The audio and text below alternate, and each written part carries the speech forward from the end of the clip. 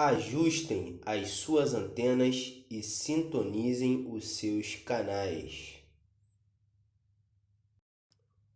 Olá, galera! Aqui é o professor Wesley Teixeira e hoje falaremos sobre o sistema nervoso. Falaremos sobre as suas estruturas presentes e suas divisões, respectivamente. O sistema nervoso ele é dividido em duas partes: sistema nervoso central e sistema nervoso periférico. O sistema nervoso periférico ele tem uma parte também chamada sistema nervoso autônomo, que se divide em sistema nervoso simpático e parasimpático. Ao decorrer da apostila, nós veremos todos esses detalhes e veremos todas as subdivisões e suas respectivas funções. Deixa eu fechar aqui. Então, nessa primeira parte do texto, aí está listando as principais funções do sistema nervoso. Então, aí está dizendo as funções orgânicas, bem como a integração do homem no meio ambiente, estão na dependência de um sistema muito especial, denominado sistema nervoso. Como vocês podem ver aí, né?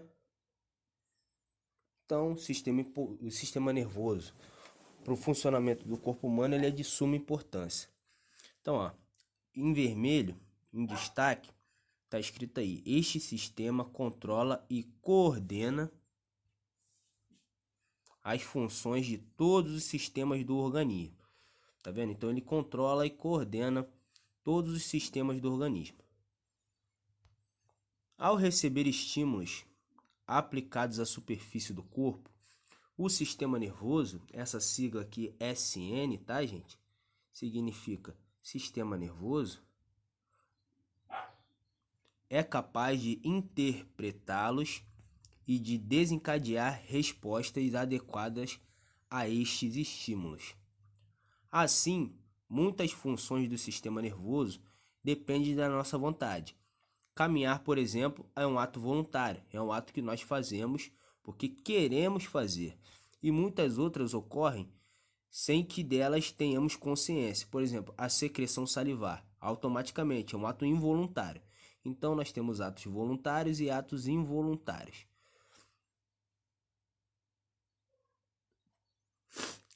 Então, nessa parte aqui, nós temos as divisões.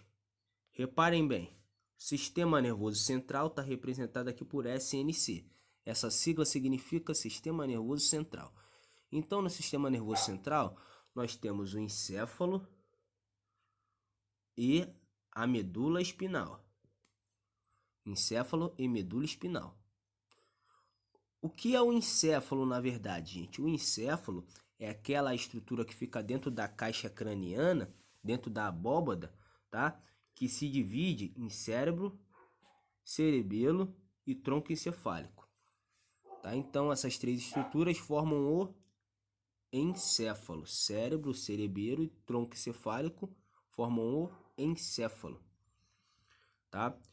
E lá no cérebro, você tem duas pequenas subdivisões, que é o telencéfalo e o diencéfalo. No tronco encefálico, você tem três subdivisões, que é o mesencéfalo, a ponte e o bulbo.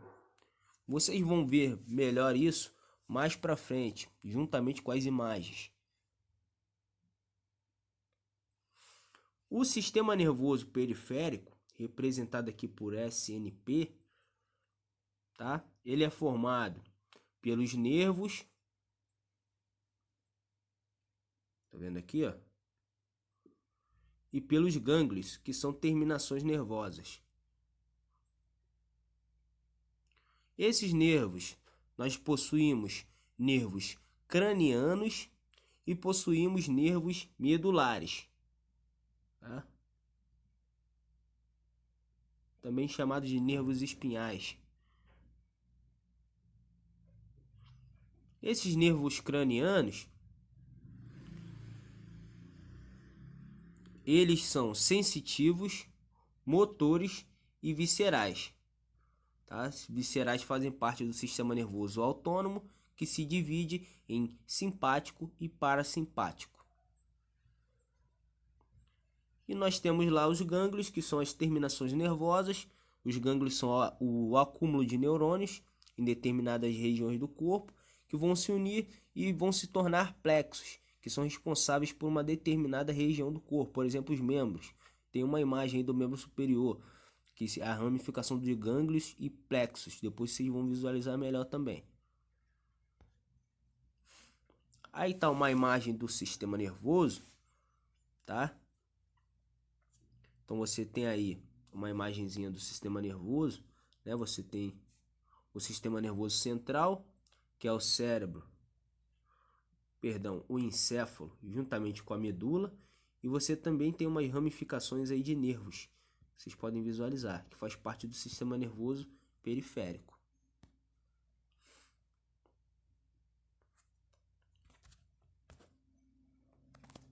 O neurônio.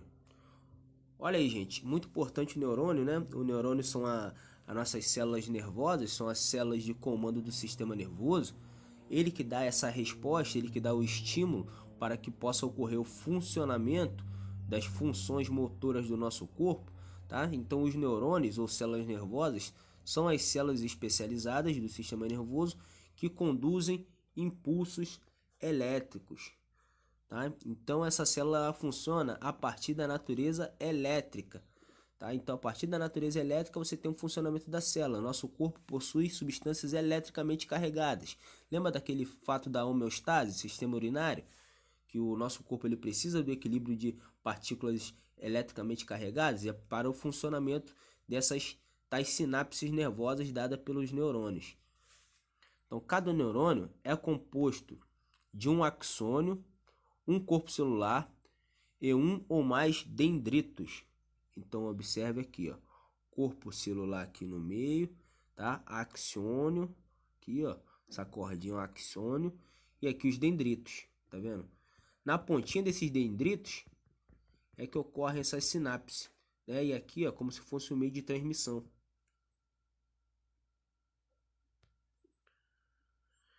Então, ó, os dendritos são processos que conduzem impulsos em direção ao corpo celular do neurônio.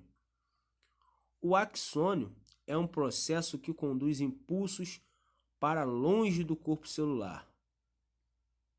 Então, ó, aqui, ó, perdão.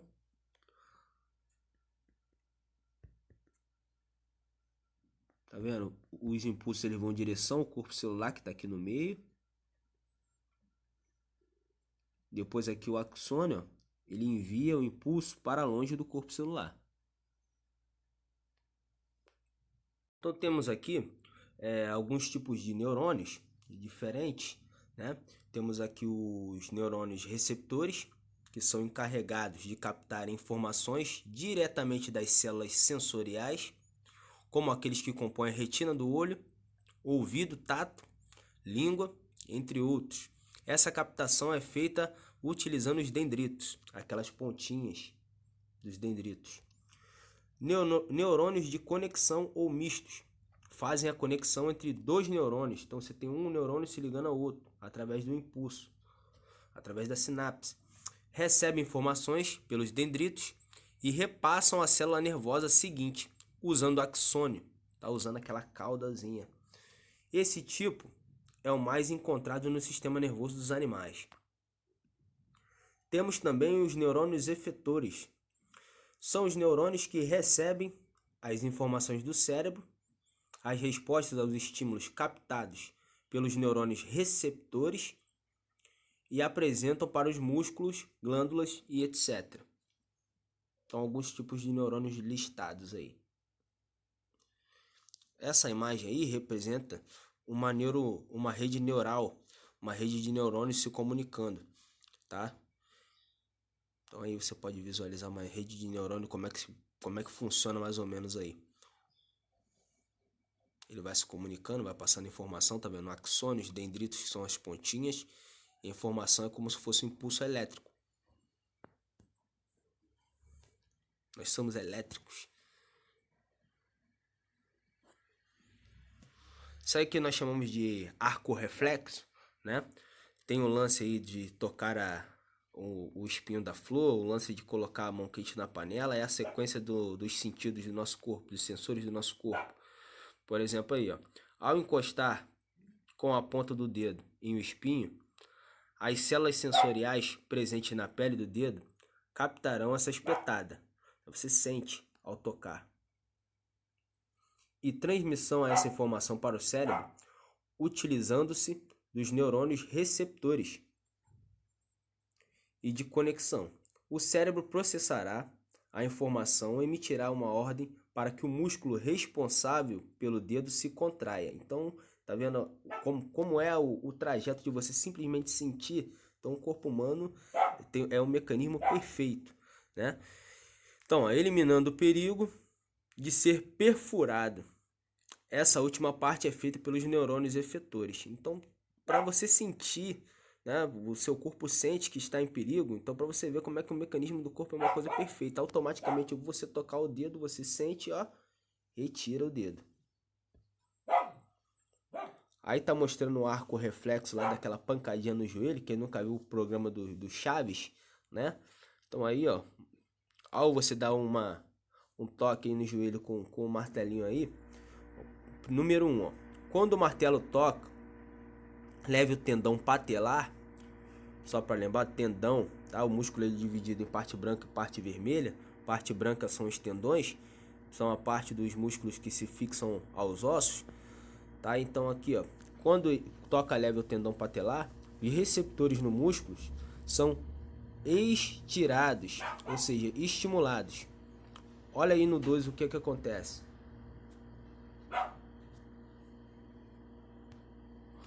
O impulso nervoso viaja através do neurônio eferente em direção à medula espinal, sistema nervoso central. Número 3. O impulso nervoso viaja ao longo do neurônio eferente em direção ao músculo. E número 4.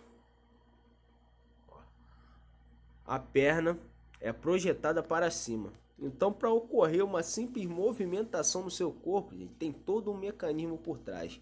Tá? Tem todo um mecanismo por trás do sistema nervoso que é responsável por esse mecanismo. Bom, aí falando um pouquinho do cérebro, né? O cérebro ele é constituído de uma massa branca e uma massa cinzenta. Há algumas diferenças aí literárias que dizem que o cérebro ele pesa cerca de 1,3 kg, ou seja, 1,3 kg. Outros falam que pesa 1,5 kg, mas fica nessa média aí, tá? Então, o cérebro ele é dividido em dois lobos, tá? Direito e esquerdo. Então, você tem a parte direita e parte esquerda. E o mais incrível é que o lado direito controla o esquerdo e o lado esquerdo controla o direito, tá? Então, ó, os dendritos e os corpos celulares constituem a substância cinzenta do encéfalo e da medula espinal. Os axônios constituem a substância branca do encéfalo e da medula espinal. Isso aí é a estrutura medular, a estrutura da medula. Ela passa por dentro da coluna vertebral, por dentro dos forames da coluna vertebral, e os nervos, a partir da medula espinal, eles vão se ramificando. Então, observe, a medula espinal vai apenas até a primeira ou segunda vértebra lombar. Há discordâncias, tem gente que vai até a L3, que é a terceira vértebra lombar, mas vamos ficar na média aí. Em seguida, gente, você tem terminações nervosas que nós chamamos de cauda equina. Tá? Vocês ainda têm terminações nervosas saindo a partir da medula que nós chamamos de cauda equina, a partir dessas vértebras aí.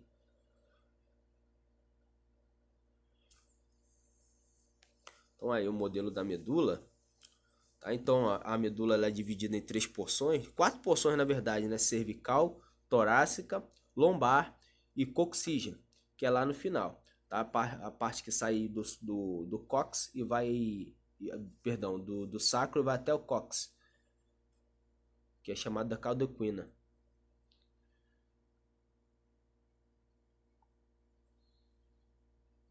Meninges. Isso é interessante, as meninges, são membranas que protegem o sistema nervoso central, ou seja, o encéfalo e a medula espinal. Eles são três pequenas camadas de membrana que ficam recobrindo aí a área do cérebro, ou do encéfalo, né, que o cérebro é uma das partes do encéfalo, e também a medula espinal. Então, mais externamente, tá? A camada mais externa que você tem da meninge é a dura mater, tá? Então, por fora, né, a camada mais externa é a dura mater. Entre a dura mater, né, você tem um espaçozinho, e logo abaixo da dura mater você tem outra membrana, outra meninge, que é a chamada aracnoide, tá? Então aí está escrito aracnoide mater, mas é mais comum você ouvir aracnoide, tá? Então você tem a segunda membrana. E mais abaixo, na terceira membrana, a mais interna, é a pia mater, tá? Então nós conhecemos aí, já ouvimos falar sobre a doença chamada meningite, tá? A inflamação dessa meninge, que é a membrana de proteção do sistema nervoso central, do SNC.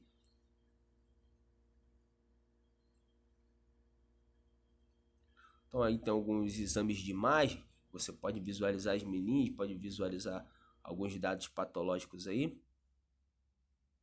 Então aí você está vendo a dura mater, a primeira, mais externa. Aqui você consegue ver uma capinha de recobrimento da pia mater. Só não consegui pegar da aracnoide. Tá a origem da palavra aí também. Curiosidade. Essa apostila vai ser enviada para vocês.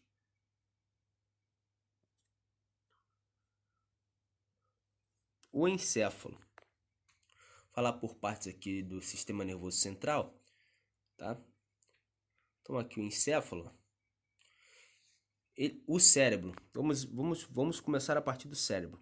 Ele é dividido em telencéfalo, que é essa maior parte vermelha que vocês estão vendo aqui, tá? Telencéfalo, e diencéfalo, que é essa partezinha verde aqui. Então essas duas partezinhas aí representam o cérebro, tá? Então, rabisquei até my face aqui, né? A parte do tronco cerebral, tá? Ou tronco encefálico, ela é dividida nessas três áreas, como eu tinha falado anteriormente: a ponte, o bulbo, tá? E faltou aqui o mesencéfalo, ela tá aqui acima. O mesencéfalo. Então essas três partes, elas formam o tronco cerebral. O cerebelo, esse colega aqui, ó, ele tá mais aqui atrás, ó. Então essas estruturas todas aqui, ó, juntas, elas formam o encéfalo, tá? Formam o encéfalo, cérebro, cerebelo e tronco encefálico. Formou o encéfalo. Então não confundam encéfalo com cérebro, tá? Encéfalo é uma coisa, cérebro outra coisa. Então aqui, ó, um dado importante, você tem, ó, o tronco cerebral passa pelo forame magno até tornar-se a medula espinal. Então aqui, ó, mais ou menos nessa mediação aqui, você tem um forame magno. Na tomografia que tinha ali de crânio, não tinha ângulo suficiente para visualizar o forame magno, mas dá para você visualizar bem nas tomografias. E esse tronco encefálico ele passa por aqui. Daqui para baixo, ele se torna a medula espinal, que ainda faz parte do sistema nervoso central. Então, voltando a falar do coleguinha cérebro. O cérebro é a parte do sistema nervoso central que fica dentro do crânio. É a parte mais desenvolvida e mais volumosa do encéfalo. Pesa cerca de 1,3 kg. Como eu falei para vocês, né? Há algumas divergências, mas vamos continuar com essa média. E é uma massa de tecido cinza róseo, meio rosada, né? Então aí a parte que fala dos lobos e sulcos cerebrais, nós temos alguns lobos, né? Temos aí o total de lobos, como a gente pode visualizar a partir das regiões ósseas do nosso crânio, né? Então, por exemplo, nós temos a região frontal, as regiões parietais, né? Regiões temporais e região occipital. Com o cérebro é a mesma coisa, nós temos essas divisões também a partir dos lobos do cérebro. Então, a divisão por lobos e sulcos é apenas didática. O que são os sulcos, gente? Para quem tem dúvida, os sulcos são esses buraquinhos aqui, ó, que a gente tem. Então, o cérebro é formado por giros e sulcos. Também, né? Giros são as voltinhas e sulcos são esses buraquinhos que vocês veem aí na imagem. Continuando aqui, pois o cérebro funciona como um todo independente dos lobos. Porém, algumas áreas são específicas e bem localizadas, como as indicadas na figura acima. Essa questão de lobos que a gente vai visualizar agora, que eu vou explicar agora para vocês, ela funciona de maneira seguinte: cada área do nosso cérebro, não que ela sirva exclusivamente para isso, mas ela tem uma tendência maior a captar essa mensagem. Então, por exemplo, aqui, ó, lobo frontal, região frontal, ó. Lobo frontal é a área da atividade motora voluntária, ou seja, que você realiza por conta própria, e da personalidade, conduta, comportamento emocional, funções intelectuais e memória armazenada, ou seja, região frontal é responsável por realizar essa função. Ou seja, se você sofrer um acidente ou coisa do tipo, você não, né? Uma pessoa qualquer, não desejo isso para ninguém, lógico, a tendência é que o que possa acontecer, caso ela lesione essa área, é que você tenha disfunção em alguma dessas funções aí. Lobos parietais. Então, logo aqui acima, né? Lembrando lá do sistema esquelético, só seguir o sistema esquelético, só que agora é referente ao cérebro. Então, lobos parietais permite a interpretação das sensações, exceto olfato, e que o indivíduo se situa em relação ao esquema corporal. Então, exceto olfato, permite a interpretação de sensações. Lobo occipital, responsável pela interpretação das reações. Então, como assim reações? É quando você vê uma coisa legal, uma coisa bonita, só tem coisa bonita nessa imagem, você dá aquela reagida que você fala assim, caramba. Então, olha aí, ó, só coisa bonita, né? Tem o Wesley de um lado, umas meninas do outro aí, tem uma coxinha aqui embaixo. Quem não gosta de coxinha, quem não reage quando vê uma coxinha dessa daí de uma maneira diferente, você tem que desconfiar dessa pessoa. Essa pessoa não deve ser um ser humano.